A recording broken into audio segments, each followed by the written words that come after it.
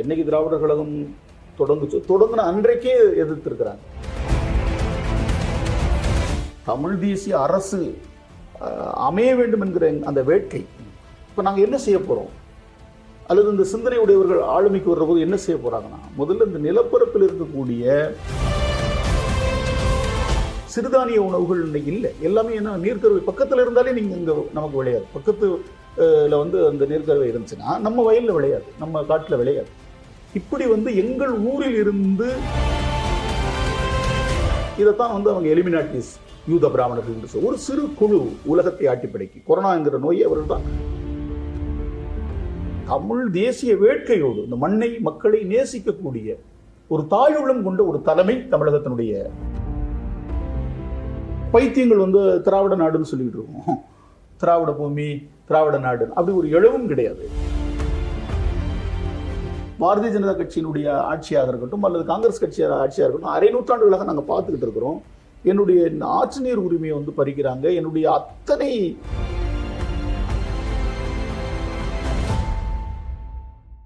Faizal politics நேயர்களுக்கு வணக்கம். நம்ம கூட வந்து தமிழர் குடிகள் கூட்டமைப்போட செந்தில் மலர் அண்ணா இருக்காங்க. வணக்கம். அண்ணா, முதல் கேள்வி, திராவிடத்தை வந்து ஏன் வந்து இவ்வளோ வந்து எதிர்வினை ஆற்றுறீங்க, இவ்வளோ ஏன் எதிர்க்கிறீங்க? முதல்ல அது ஒரு எதிர்க்கப்பட வேண்டிய பொய் கொள்கையாகவும் பொய்யான அரசியலையும் வந்து அவங்க முன் வச்சு இயங்கிக்கிட்டு இருக்கிறதுனால தான் இது காலமாக என்றைக்கு தொடங்கின காலங்களிலிருந்து அது எதிர்க்கப்பட்டு. என்னைக்கு திராவிடர் கழகம் தொடங்கின அன்றைக்கே எதிர்த்திருக்கிறாங்க. அதை மீறி அது வந்து அப்படி ஒரு ஒரு பொய் கருத்தியல் வந்து இங்கே வந்து உருவாக்கப்பட்டு இது நாட்டை சீரழித்து கொண்டிருப்பதால் நம்ம அதை வந்து எதிர்க்க வேண்டிங்கிறதுல நாங்கள் ஒழிக்கணும் அப்படிங்கிற மனநிலைக்கு இந்த தலைமுறை வந்து தள்ளப்பட்டிருக்கு. இப்போ வந்து நான் நிறைய இடத்துல வந்து கேள்விப்படுறது என்னன்னா, உங்களோட நேர்காணல், நம்ம நேர்காணலுக்கு கீழேயே வந்து நிறைய வந்து இந்த கமெண்ட்ஸ்ல வந்து என்ன கேட்குறாங்கன்னா, இவர் வந்து தமிழ் தேசியம் தான் ஆட்சிக்கு வரணும்னு சொல்றாரு. தமிழ் தேசியம் ஆட்சிக்கு வந்தால் தமிழகத்துல இப்ப இருக்கிற தமிழகத்துல இருந்து என்னென்ன மாற்றங்கள் இருக்குன்னு கேட்குறாங்க. இதற்கான பதில் இப்போ வந்து இந்த கேள்வி எப்படி எடுத்துக்கலாம்னா, இப்போ இவர் ரஜினி அவர்கள் வந்து இல்ல ரஜினியோ விஜய் அவர்களோ வரும்போது உங்களோட கொள்கை என்னன்னு நீங்க கேட்ட மாதிரி நீங்க என்ன எங்களுக்கு தீர்வு கொடுக்க போறீங்கன்னு அவங்க கேட்கறாங்க. அது நம்ம சுருக்கமா ஒரே சொற்றொடர்ல சொல்லணும்னா, 60 வயதில் இன்றைக்கு வந்து உணவாலும் திராவிட சாராயத்தாலும் கொலை செய்யப்படக்கூடிய இந்த தமிழ் நிலப்பரப்பில் வாழக்கூடிய அனைத்து மக்களும் 120 வயது வரை வளமோடும் நலமோடும் வாழக்கூடிய நிலையை ஏற்படுத்துவது தான் தமிழ் தேசியம். இயற்கை உணவு முறைக்கு திரும்புவது, பசுமை புரட்சியை முதலில் இந்த மண்ணில் ஏற்படுத்துவது, தமிழ் தேசிய அரசு அமைய வேண்டும் என்கிற அந்த வேட்கை. இப்போ நாங்கள் என்ன செய்ய போகிறோம், அல்லது இந்த சிந்தனை உடையவர்கள் ஆளுமைக்கு வர்ற போது என்ன செய்ய போகிறாங்கன்னா, முதல்ல இந்த நிலப்பரப்பில் இருக்கக்கூடிய இந்த நீர்க்கருவின்னு சொல்லக்கூடிய வேலி இருக்கு பாருங்க, முள்வேலி மரங்கள், இதை அகற்றினாலே இந்த மண் பண்படும். இந்த மண்ணை மலடாக்குகிற வேலையை அந்த நீர்க்கருவிங்கிற வேலி மரம் செஞ்சுக்கிட்டு இருக்குது. இது அறிந்தோ அறியாமலோ அன்றைக்கு வந்து காமராஜருடைய ஆட்சியில் ஆந்திராவிலிருந்து அந்த விதைகள் வந்து வாங்கி வரப்பட்டு தமிழ்நாடு முழுவதும் உலங்கூர்திகள் மூலமாக தூவப்பட்டதாக சொல்றாங்க. இந்த இந்த இந்த அந்த நீர்க்கருவிங்கிற அந்த மரம் வந்து எங்க இருக்கு அப்படின்னா, அதனுடைய அது தோன்றிய இடம் வந்து ஆஸ்திரேலிய நிலப்பரப்பு. அந்த நிலப்பரப்பு உலகில் இருக்கக்கூடிய நிலப்பரப்புகளிலிருந்து ஒரு தனிமைப்பட்டிருக்கு. அது வந்து ஒரு எரிகள் விழுந்ததாக கூட வந்து சில அறிவியல் செய்திகள் வந்து சொல்லப்படுது. அப்ப அங்க இருக்கக்கூடிய பறவைகள் இப்ப நம்முடைய ஊர் குளங்களுக்கு கூட வரும், ஆனால் திரும்ப போக முடியாம அந்த குளங்கள்லேயே வந்து சிறிது காலங்களே அது செத்து மடிஞ்சிடும். அதே போல அங்க இருக்கக்கூடிய கங்காரு உலகத்தில் எங்கேயும் வந்து வாழ தகுதியற்றதாக இருக்குது. அதுபோல் அங்கே இருக்கக்கூடிய அந்த புல் இருக்கு பாருங்க, இப்போ நம்ம விளையாட்டு திடல்களில் வைக்கக்கூடிய புல், அது மிக நீங்கள் கவனமாக பராமரித்தால் தான் அது வந்து உயிர் வாழும், இல்லாட்டம் அடிஞ்சிடும். இதுபோல இந்த நீர்க்கருவி என்பது ஒரு கொடிய நச்சுத்தன்மை வாய்ந்த மண்ணை மலடாக்கக்கூடிய ஆற்றல் பெற்றது. மழையே இல்லாவிட்டாலும் அது வந்து பசுமையாக இருக்கும். நிலத்தடியில் வந்து 40 அடி ஆழத்துக்கு நிலத்தடி நீரை உரியக்கூடியது. காற்றில் இருக்கக்கூடிய ஈரப்பதத்தை 40 அடி சுற்றளவில் வந்து அது வந்து உரியக்கூடியது. இப்போ எங்கள் பகுதிகளெல்லாம் நிறைய அதுதான் ஒரு தொழிலாகவே மாறி இருக்குது. அந்த மரத்தை வெட்டி அதை வந்து கரிமுட்டம் போட்டு சந்தைப்படுத்துதல். இப்போ அந்த மரம் வெட்டக்கூடிய தொழில் செய்யக்கூடியவர்கள்லாம் பார்த்தீங்கன்னா, மரம் வெட்டிட்டு மாலையில் வருவாங்க, கைகளெல்லாம் உப்பு பொங்கி வெள்ளை வெள்ளையாக இருக்கும். அதாவது உடலில் இருக்கக்கூடிய நீர் சத்தை உரியக்கூடிய ஒரு நச்சுத்தன்மை வாய்ந்தது. அது இந்த நிலத்தில் வேளாண்மையை வந்து முற்றிலுமாக ஏறத்தாழ பாதிக்கு மேலே அடிச்சிருச்சு. சிறுதானிய உணவுகள் இன்னைக்கு இல்லை. எல்லாமே என்ன, நீர்க்கருவை பக்கத்தில் இருந்தாலே நீங்கள் இங்கே நமக்கு விளையாது. பக்கத்துல வந்து அந்த நீர்க்கருவை இருந்துச்சுன்னா நம்ம வயலில் விளையாது, நம்ம காட்டில் விளையாது. இப்படி வந்து எங்கள் ஊரில் இருந்து வீடுகள் நிறைந்திருக்கும். கப்பல் போல வீடு எங்கள் வீடு, பழைய காலத்து வீடு. அந்த வீடு முழுவதும் வந்து சிறுதானியம். குருதவல்லி வந்து முகட்டு வரைக்கும் குவிக்கப்பட்டிருக்கும், தினை ஒரு பக்கம் குவிக்கப்பட்டிருக்கும், பருத்தி ஒரு பக்கம் அடைஞ்சிருப்பாங்க, நெல் மூட்டைகள் இருக்கும். இன்றைக்கு எதுவுமே இல்லை, எல்லாம் கடையில் வாங்கி சாப்பிடக்கூடிய அளவுக்கு இந்த நிலைமை வந்து தள்ளப்பட்டிருக்கு. அன்றைக்கு வந்து நியாய விலை கடைன்னு ஒன்று கிடையாது. களத்து மேட்டில் அடித்து போடுவோம். எங்களுக்கு துணையாக இருந்து உழைக்கக்கூடிய மக்களுக்கு வந்து அள்ளி கொடுத்த சமூகம் இன்றைக்கு வந்து இப்படி அள்ளி கொடுத்த சமூகம் இன்னைக்கு வந்து நியாய விலை கடையில் இப்படி போய் நின்றுட்டு இருக்குது. இதற்கு யார் காரணம்? அரசு தான் காரணம், ஆட்சியாளர்களும் காரணம். நச்சு உரங்களை வந்து வேதியியல் உரங்களை கொண்டு வந்து இன்னைக்கு வந்து மூட்டை மூட்டையாக தட்டலாம். அப்போ உரமே கிடையாது. அப்போ என்னன்னா, நாங்கள் அன்னைக்கு நெல் விளைய வைக்கணும்னா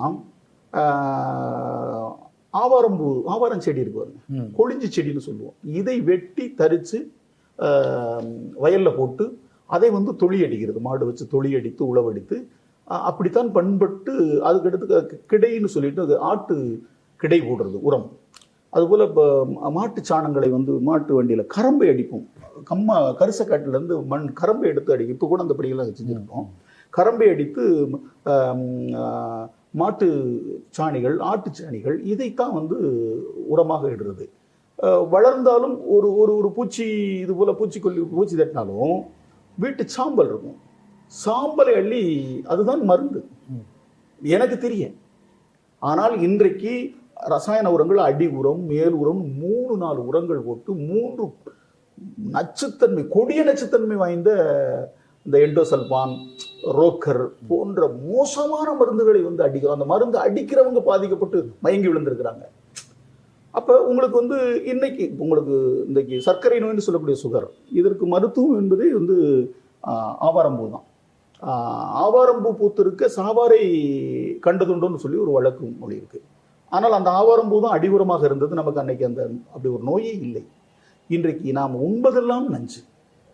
எனவே இதை இயற்கை பசுமை புரட்சியை ஏற்படுத்தாமல், இயற்கை உணவு முறைக்கு இந்த மக்களை திருப்பாமல் வாழ்வையே மீட்க முடியாது. அப்போ இங்கே ஒரு இன அழிப்பு நடங்கிறத நான் தொடர்ந்து சொல்லுகிறேன். ஒன்று உணவு முறையை ஒழித்து, இன்னொன்று சாராயக்கடை. சாராயக்கடை ஈழத்தில் நடந்தது மட்டும்தான் இன அழிப்புன்னு நீங்கள் வந்து நினைக்கக்கூடாது. இங்கு திட்டமிட்ட ஒரு இன அழிப்பு இருக்குது.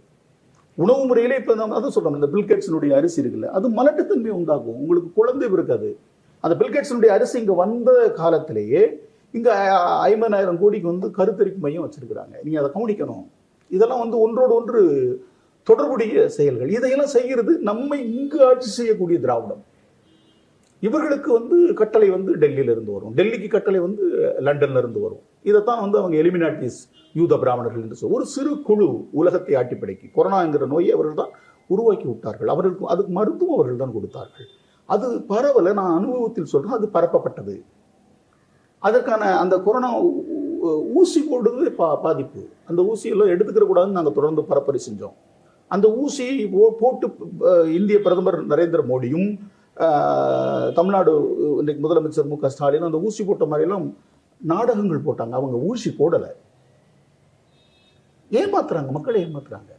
அதே போல் இன்னைக்கு வந்து சின்ன பிள்ளைகளுக்கு கொடுக்கக்கூடிய காலை உணவு திட்டம் இருக்குதுங்க. உணவு திட்டத்தை கூட நம்ம வரவேற்கிறோம். ஏழை எளிய பிள்ளைகளுக்கு அது பசிய மருத்துவம், அதை கூட வரவேற்கலாம். அதை வந்து இந்த தினமலருங்கிற ஒரு அடுத்த கேள்வி வன்மையாக கண்டிக்கத்தக்கது. அது வன்மையாக கண்டிக்கத்தக்கது. அவர்களெல்லாம் வந்து கண்டிக்கத்தக்கன்னு அவர்களுக்கு தண்டனை வழங்கணும். அது போன்று எழுதுகிறார். அதாவது விமர்சனம் என்பது அது நாகரிகமாக இருக்கணும், அதில் வந்து நியாயம் இருக்கணும், இல்ல மறுப்பு நெறிப்படுத்துவதாக. அதனால காலை உணவு திட்டத்தை நாங்கள் வரவேற்கிறோம். ஆனால் கொடுக்கப்படுகிற உணவை நாங்கள் ஏற்கலை. அது எல்லாமே வடநாட்டு உணவுகள். இந்த மண்ணில் என்ன விளையுதோ அதை நீங்கள் கொடுக்கணும். நீங்கள் ஒரு நாள் வந்து கேழ்வரகுல பிள்ளைகளுக்கு வந்து உணவு கொடுங்க. கம்புல வந்து ஒரு நாள் உணவு விடுங்க, சோளத்தில் ஒரு நாள் உணவு விடுங்க, அதுபோல் திணையில் வந்து திணை சோறு, இது போல சிறுதானியங்களுக்கு நீங்கள் உரமே தேவையில்லை, விதைத்து விட்டால் வந்துடும். அதை ஊக்கப்படுத்துறதில்லை அவங்க. அதுக்கு வந்து உரம் தேவை கிடையாது, மருந்து தேவை கிடையாது, தானாக விளையிறது. அது ஒரு காட்டு தானியங்கள் போல தான் சிறுதானியம். அப்படி விளையக்கூடிய அந்த தானியத்தை பிள்ளைகளுக்கு உணவாக கொடுத்தா தான் அது வந்து ஆரோக்கியமானதாக இருக்கும். அதுபோல் இந்த முட்டை 5 நாள் கொடுக்கறது இருக்குல்ல, இது வந்து பிள்ளைகளை வந்து மலட்டுத்தன்மைக்கு கொண்டு போகும். இந்த பிராய்லர் கோழியினுடைய முட்டை, அந்த கோழியும் அப்படி தான், கோழி முட்டை போடாது, அந்த முட்டை வந்து குஞ்சு பிடிக்காது. அதை சாப்பிட்டா உங்களுக்கு வந்து குழந்தை பேர் இருக்காது. அதுக்கு தான் கருத்தரிப்பு மையம்னு திட்டமிட்டு அவங்க செய்கிறாங்க. ஆனால் அவங்க தெளிவாக இருக்கிறாங்க. இது ஒரு திட்டமிட்ட இன அழிப்பு. இந்த உணவு அழிப்பு என்பது இன அழிப்பு.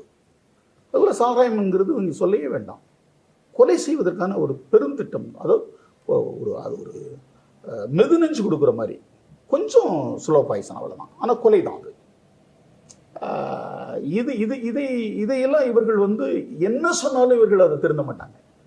அப்போ இந்த கருத்தை ஒழித்து, இந்த அரசியலை ஒழித்து, இந்த மண்ணுக்கான, மண்ணின் மக்களுக்கான, மண் விடுதலைக்கான, தமிழருடைய தேசிய நலன்களை காக்கக்கூடிய ஒரு அரசியலை உருவாக்குவதன் மூலம் தான் ஆட்சி அதிகாரத்தை தமிழர்கள் கைப்பற்றி தாயக வேட்கையோடு இருக்கக்கூடிய தமிழர்கள்னா வந்து ஆற்று மணலை கள வாங்குறவன், கிரானைட்டை வந்து திருடி விற்கிறவன், மலைகளை கொண்டு குடைஞ்சி விற்கிறவன், இவர்களையெல்லாம் தமிழர்கள்னு வந்து நம்ம ஏற்கலை. இவர்கள் வந்து தீங்கானவர்கள், அவர்களும் ஒரு மனித மிருகங்கள். அது வந்து அகற்றப்பட வேண்டிய, அழிக்கப்பட வேண்டிய கூட்டங்கள். நம்ம தமிழர்கள்னால் எல்லோருமே தமிழர்கள் அப்படின்னு சொல்ல வரல.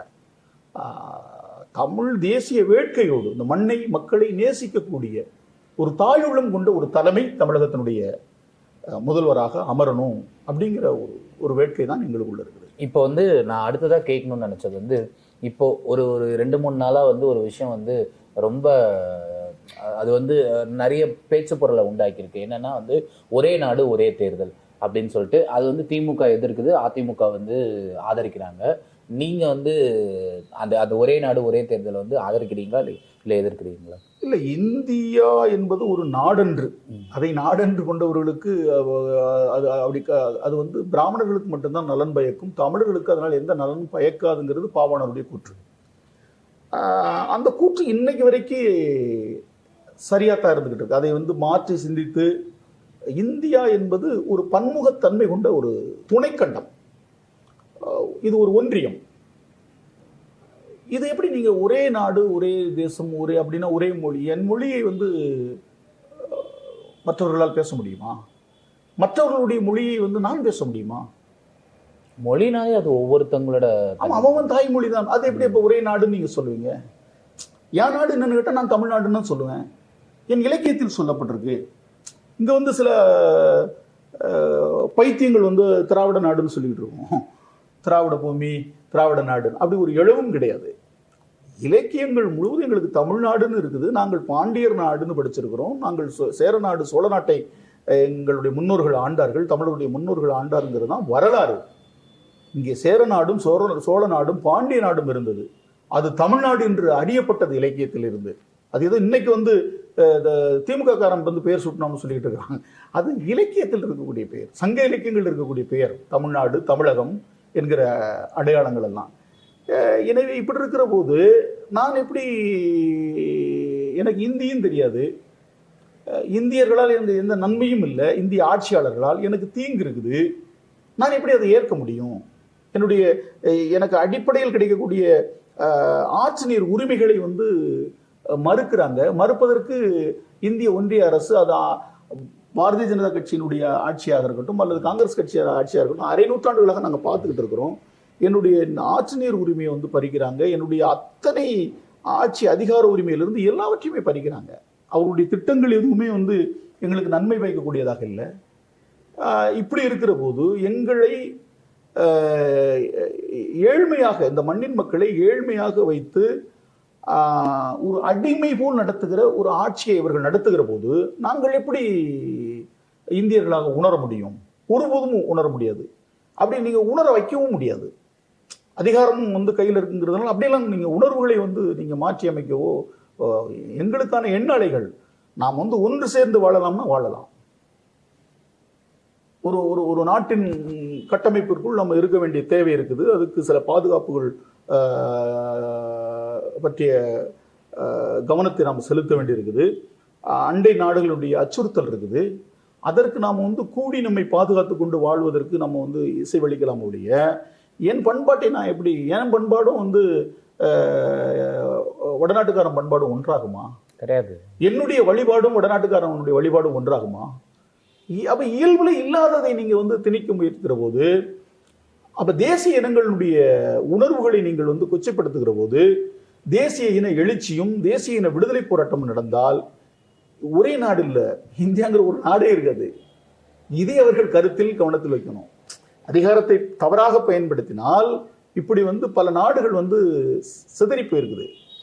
அப்படி நல்லா இருக்கிற நாடை நாசமாக்காம இருக்கிற வேலையை வந்து செஞ்சாங்கனாலே அது அவர்களுக்கும் நல்லது, இந்த நாட்டில் வாழக்கூடிய மக்களுக்கும் நல்லது.